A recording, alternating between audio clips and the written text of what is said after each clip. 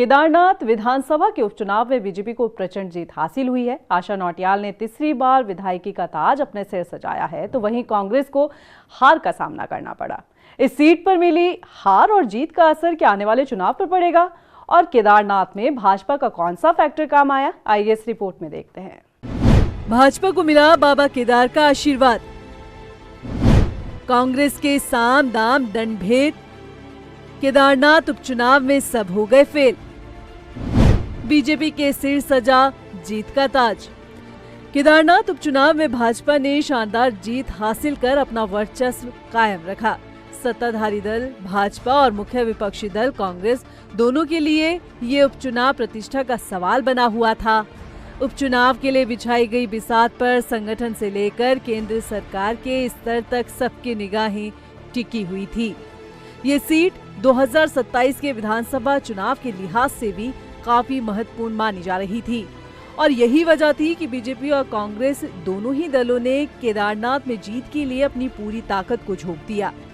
इस सीट पर जीत के लिए कांग्रेस ने साम दाम दंड भेद के सहारे हथकंडे अपनाते हुए भाजपा पर हावी होने की पूरी कोशिश की।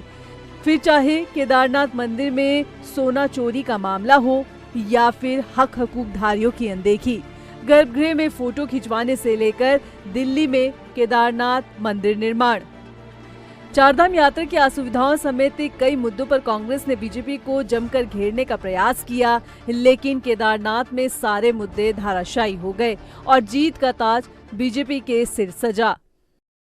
देखिए, मैं नतीजों से चिंताग्रस्त हूँ क्योंकि ये नतीजे कांग्रेस की हार नहीं है, ये उत्तराखंड के सरोकारों की हार है और उन सवालों की हार है जिनको केदार भूमि स्वयं उठा रही थी। वो हमारे सवाल नहीं थे, वो केदारनाथ के आम जनता के आम लोगों के सवाल थे। और सरोकारों की हार इसलिए है कि हम लोग चुनाव के बाद अब फिर उत्तराखंडी सरोकारों की बात करेंगे, हम भू कानून की बात करेंगे, पलायन की बात करेंगे, बेरोजगारी की बात करेंगे, महिला सम्मान की बात करेंगे और उनके लिए जो व्यक्ति खड़ा रहा, जिस व्यक्ति ने अपनी राजनीति का मकसद उसको बनाया हो, उसको आप चुनाव में हरा देते हैं। हालांकि केदारनाथ में बीजेपी के लिए भी कई चुनौतियां थी, मगर भाजपा ने बद्रीनाथ की हार से सबक लेते हुए केदारनाथ उपचुनाव में प्रत्याशी चयन में सतर्कता बरती। पूर्व विधायक और ग्रामीण क्षेत्र के मतदाताओं, विशेषकर महिलाओं पर पकड़ रखने वाली आशा नौटियाल को प्रत्याशी बनाकर मैदान में उतारा और केदारनाथ में महिला वोटर्स को साधने वाला फैक्टर भी भाजपा के काम आया है, क्योंकि इस सीट पर 50% से ज्यादा महिला वोटर्स थीं। श्री केदारनाथ विधानसभा क्षेत्र के सभी देवतुल्य मतदाताओं का हृदय से आभार करता हूं, उनको नमन करता हूं कि उन्होंने भारतीय जनता पार्टी की प्रत्याशी आशा नौटियाल जी को अब तक उत्तराखंड राज्य गठन के बाद हुए सभी चुनाव से अधिक मत देकर ऐतिहासिक विजयश्री दी है, अपना आशीर्वाद दिया है। ये जीत हमारे आदरणीय प्रधानमंत्री श्री नरेंद्र मोदी जी की जीत है, जिनके नेतृत्व में 2013 की प्रलय के बाद भव्य केदार और दिव्य केदार का मार्ग प्रशस्त हुआ, वो बनना प्रारंभ हुआ। ये जीत विकास की जीत है। ये हार झूठ और भ्रम फैलाने वाले लोगों की हार है। ये हार सनातन का विरोध करने वालों की हार है।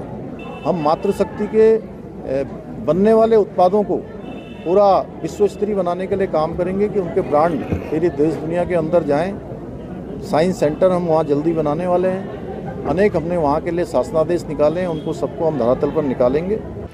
केदारनाथ में हुई भाजपा की जीत के बाद अब बारी आगामी निकाय और पंचायत चुनाव की है। इस जीत के बाद जहां भाजपा को बूस्टर डोज मिला है, तो वहीं कांग्रेस के लिए फिलहाल राह मुश्किल होने वाली है। ऐसे में देखना ये होगा कि कांग्रेस अपनी चुनावी रणनीति में क्या कुछ बदलाव करती है ताकि आगामी चुनाव में उसे फायदा मिल सके। देहरादून से सुशांत सिंह के साथ ब्यूरो रिपोर्ट।